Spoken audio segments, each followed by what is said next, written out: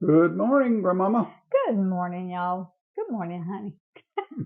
Even though we've already gotten up, eaten breakfast, and been busy all morning. I got to thinking the other day. For some reason, I don't know if y'all have ever eaten chicken divan. I think I'm pronouncing it right. But this is an old recipe, and I've eaten it for years. Some people may call it just a broccoli casserole, but the original recipe was chicken divan. And I got to thinking yesterday, where did it come from? Because I know it's old. How long has people been making it? So I Googled it. You know, you can Google anything now. And chicken divan is a chicken casserole usually served with broccoli and moray sauce or Mornay sauce. It was named for the place of its invention, the Divan Parisian restaurant at Chatham Hotel in New York City, and where it was served as a signature dish. Now, it said the chef who created and received an award for the hotel from the hotel for the dish was Anthony Lagasse. All the chefs of the hotel restaurant initially made it, even though it's uncertain of who they all were. But anyway, it is believed that the name was given to imply elegance and to bring attention to the restaurant's owners. So, and it was created back in the early 20th century. So, if any of y'all wanted to know that, I just gave you the information. But I was interested because I said, I've been eating it for years. I wonder where it originated. And all these recipes do originate from somewhere, and whether it's from a home cook in their home or from a chef in a high-end restaurant. I've been laying awake at night for months Trying trying to to figure figure out. out where this Well, dish came y'all from. know now. Don't you? And I'm going to try to make it as original by the original recipe. I looked up a recipe for the original, but when you do that, you're going to get 10 or 15, maybe even more different originals. But I'm hoping this is more like the very original. You can make curry chicken divan. You can make all flavors of chicken divan, but this is just, I'm hoping more like the original. So it calls for onions, and I'm going to dice my onions real thin. It calls for celery, my homemade cream of chicken soup, garlic powder, onion powder, mayo, salt, pepper, and broccoli and chicken. Let's don't forget those. Those are the two main ingredients. So I'm going to, this was a big onion, so I sliced it in half. Then I went through it with my knife 2 times because I'm wanting this really, really small. I'm wanting it diced up really small. Okay, and I know there's lots of ways out there that you can cut up onions, but this is just the way I like to do it. And I showed y'all the other day, there's a difference in chopped, a difference in diced, and a difference in sliced. So if you missed that video the other day, go back and look it up. So, all right. Now this is about, I'll measure this for y'all. It's going to be about a half a cup of onion. Now this is the recipe that I'm going to give you. Now that's probably 3/4 cup of onion. The recipe that I'm going to give you is for a 9 by 13. I'm cutting mine a little bit this morning because I want to do it in a smaller dish. Just for me and Roy and Mike might eat some. This is like 9 by 7, I think. So, but the original the recipe that will be in the description box will be the original recipe for a 9 by 13. All right, now I'm putting celery in it, and I have shown y'all how I string my celery. This is some beautiful celery. It doesn't look like it's got many strings in it, but you go under it right up here with your knife and just pull, and it'll pull some of those strings. This is gorgeous celery. Roy and I just bought it yesterday. All right. Now, I'm going to slice it. I'll do it like this. I'm going to go down it 3 times because I want it diced real fine.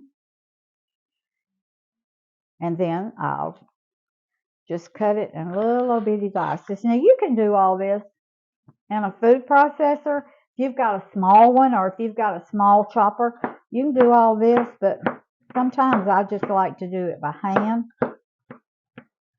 I love prepping. I love prepping my vegetables. So a lot of times, if I'm in a really big hurry, I'll do it with a chopper or my processor.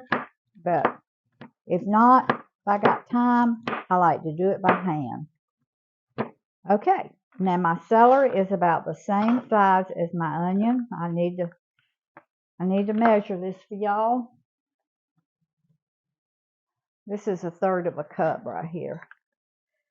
So it's going to be 1 stalk, but it'll be 1 stalk of celery. But now you get celery in different sizes. Sometimes you get small sticks. Sometimes you get long ones. This happened to be a long one, so that's 1/3 cup of celery. 3/4 or 2/3 about cup of onion, 1/3 cup of celery. All right. Now, I've washed my broccoli. Put this to the side.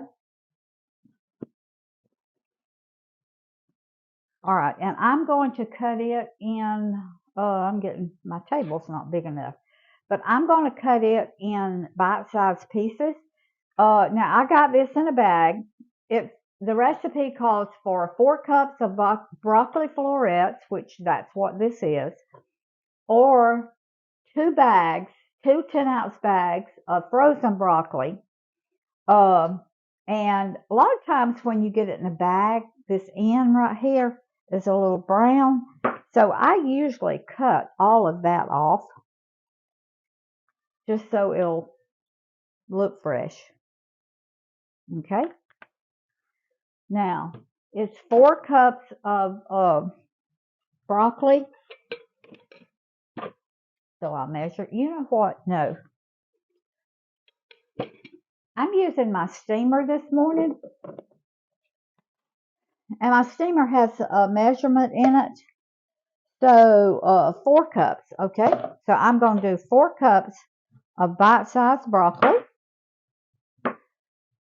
Now, if y'all have never seen me use my little Pampered Chef steamer, I'm telling you, it is wonderful, wonderful.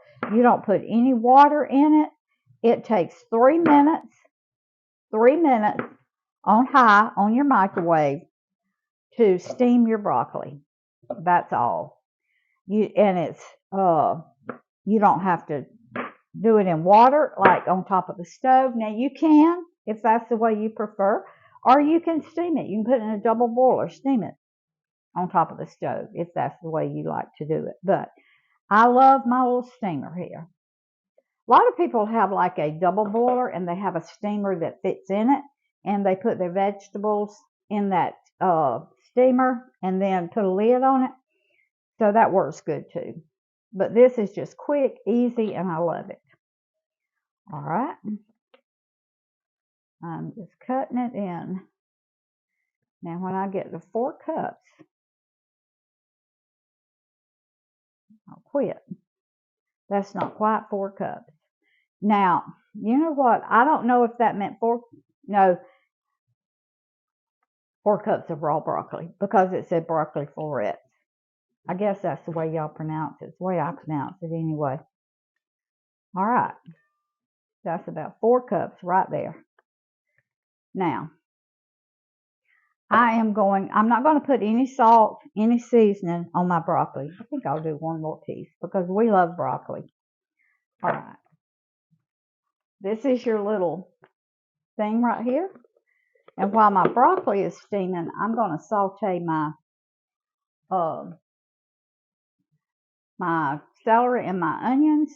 And I just turn my skillet on back here, so I'm going to put this on 3 minutes.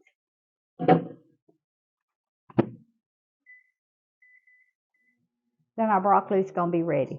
I went ahead and cooked my chicken last night. I just boiled my chicken, but you can use rotisserie chicken. You can, now mine is like the dark meat, the thighs, because that's what we like, but you use chicken breast if you want to. You can do your chicken breast raw, cut it up in bite-sized pieces, pan fry it, saute it in a pan, if that's the way you want to do your chicken. But I just went ahead and boiled mine last night because I needed some chicken broth. So I needed some bone broth. So what I did, I cooked my chicken, picked it off the bone, then took my bones and boiled them like 5 hours. And so I had bone broth. So I got that in the freezer. All right, now I've got my burner on back here. I've got about 2 tablespoons of oil in my skillet. I'm going to saute my celery and my onions. And when these get through, my broccoli gets ready, then we're going to come back. We're going to put this chicken divan together. I want to show y'all something. Now look at my broccoli.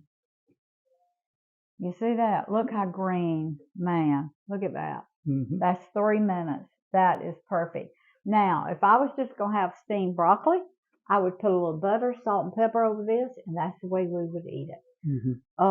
For just steamed broccoli. But it's going in my chicken divan. So that was 4 cups of broccoli that I have steamed. All right, now you can layer this if you want to. Like you can put your layer of broccoli, layer of chicken. You can put your cream of chicken soup, mayo. You can use sour cream instead of mayo if you prefer. You can layer it. I'm not going to do that. I'm going to mix mine because the only way I've ever eaten it is mixed together. But one recipe I looked at said layer it. I'm not going to do that. All right. I've got my celery and my onions sauteed just till they were translucent. It took probably 3 minutes, maybe. All right. And y'all, if y'all don't have one of these things, this is pampered. Pampered Chef doesn't pay me, but I'm telling you, for a cast iron skillet or any kind of skillet, these silicone handle holders, they are wonderful. That just slips up on the handle. Just slips up on it. And I've got some that if you have like a skillet or a saucepan and you've got don't have the heat resistant handles, I've got some that just slide over those side handles. So got those from Pampered Chef. All right. Now I've got some butter in here that has congealed kind of, but this was like 2 tablespoons of butter. All right, I'm going to leave the rest in to butter the bottom of my pan. All right, now to this, I'm going to measure this. I'm going to put 1 cup of, let me get some of this out of the way. 1 cup of my homemade cream of chicken soup, gluten-free. And I've got a video on that. So just go back to Grandma Rose's Open Pantry on YouTube and look up homemade cream of mushroom, cream of chicken soup. All right. Now this is a 1/2 cup of mayo. I'm not sure that I'm going to use it all. So I'm going to put like 1/4 of a cup to begin with. And if I need to add the rest, I will. Okay. Let's stir this up. Because remember, I'm cutting back on the recipe a little bit. Okay. Now, I'm going to add 1/2 teaspoon of garlic powder. That is not what I want. That is my dehydrated onions. I want onion powder. So let me see. Here's my onion powder. They're in the same kind of thing, but I just picked up the wrong one. Not paying attention. Half teaspoon of onion powder. Half teaspoon of pepper. I always do that backwards. I should do my salt first, then my pepper, because when I do my pepper, then a little bit of it could get in my salt. So I do that backwards. All right. But Roy says I do a lot of things backwards. Do I, honey? If I answer that, it would tend to incriminate me, so I'm going to. He's not saying anything. I'm going to take the field. We also are putting cheese in it. I did not tell you that a while ago. Okay, so I guess I need to measure my chicken. 2 cups of that pepper gets to me every time. 2 cups of chicken. Now, I shredded mine up pretty big, so, but I'm just going to do it like this because we like big chunks of chicken. Except that one. That's a big one. I'll chop it up. All right, that's 1.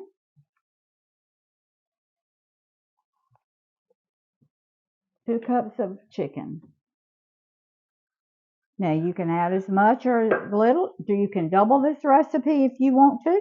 That's just up to you. I'm going to go ahead and put half my cheese in here. And the other half goes on top with Ritz crackers. Did you say that was 1.5 cups of cheese? This shredded was cheese. 2.5 cups of shredded cheese. 2.5 cups after it's shredded. Yeah. Yeah. Yeah. You know what? I'm going to add the rest of this mayo. So that was 1/2 cup of mayo because I wanted a little bit creamier than it was. When you boil chicken like this, sometimes it gets a little dry. Oh yeah, that's perfect. All right, y'all, we are fixing to have some chicken divan. Now, I did not look up how to say it, but in the South, that's what we say, chicken divan. So I don't know the French pronunciation of it. La food. Good food. That's what it is. Yeah, good food. Okay. Now that's butter. That's just butter in my dish here. Which it's a little chilly in here this morning, so it just, once I melted it, it kind of congealed back. All right. I think I got everything in it. I really need my recipe down going by it, but it's all right. Now I'm going to cook this 20 minutes in a 350-degree oven. Then when that looks good. Then when I'm going to take it out, I've got some Ritz crackers that I've crushed up and put in butter back here. I'm going to put my Ritz crackers and my rest of my cheese on top, and I'm going to cook it about 8 to 10 more minutes. Now for a 9 by 13, you're going to want to double what I've done, but I'll have it in the description box. Okay. All right. I want to take, oh, that's some broccoli. Y'all. That is delicious. All right, this is going in a 350-degree oven. 20 minutes. I'll bring you back when I start to put my crackers and my cheese on it. What you got there, Grandmama? All right, our casserole's been cooking 20 minutes. Man, look at it bubbling. Woo!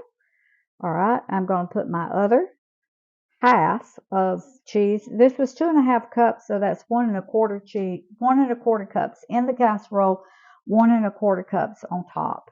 All right. Now, on top of that, I have got some Ritz crackers that I have coated in butter. like probably, well, it's according to how many you do. This is a half of a sleeve here.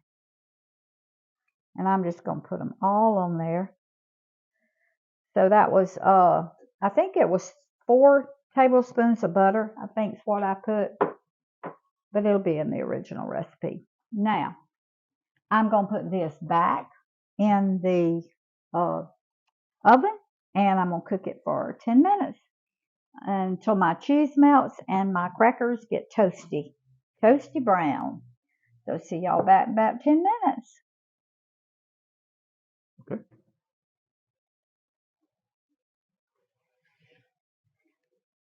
Woo-wee, Grandmama. Ooh, y'all.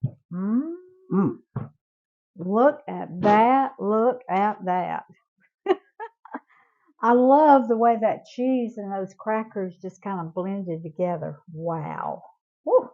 But let me tell y'all something, it's hot. Roy and I are going to let it cool for about 10 minutes, and then we're going to come back and we're going to give y'all a taste. Let you see how it tastes. Okay, y'all. I want to show y'all my casserole. Look at there. Now, if y'all don't want y'all as brown as mine is,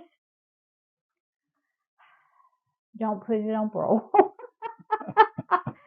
No, we like ours crunchy and crisp like this. So I put it on, mine's got 2 broils, a low broil and a high broil. I put it on low broil for about probably a minute.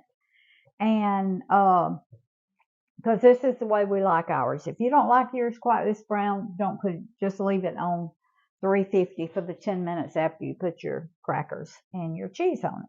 All right, you ready? Are you going to talk all day or let's No. taste? Y'all, oh my goodness. I don't think you're going to taste of that without a lot of blowing. You can blow. Y'all.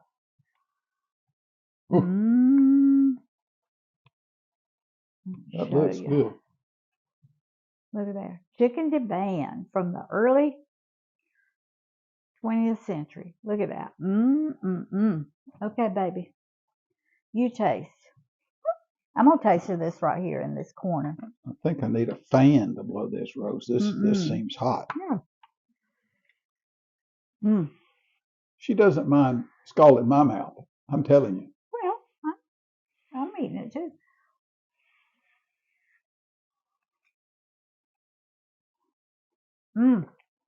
Y'all. Oh, that toasted cheese on top is. That's good. Good.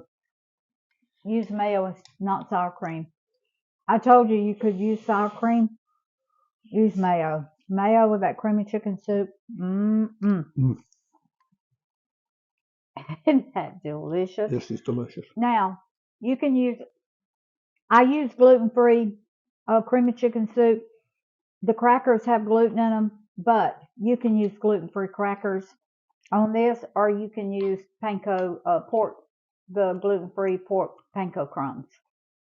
So on yours, that's just a little tip for the ones that are gluten-free out there. Man, this is edible. This is so good. Highly edible. It tastes different than a broccoli casserole, doesn't it? Oh yeah. Doesn't taste like a broccoli casserole. Man, this is good. Love that cheese that you toasted on top. That's good. Y'all make us some chicken divan today. Food feeds the family, family feeds the heart, God feeds the soul. Put deliciousness back in healthy food. This is healthy. Show them your little apron, baby. Grandma Rose's open pantry. We got to do all the advertising we can. Please share this video. Subscribe to my channel. Hit that notification bell so you get a little ding when I upload a video. And leave me comments and give me a thumbs up. See you next time.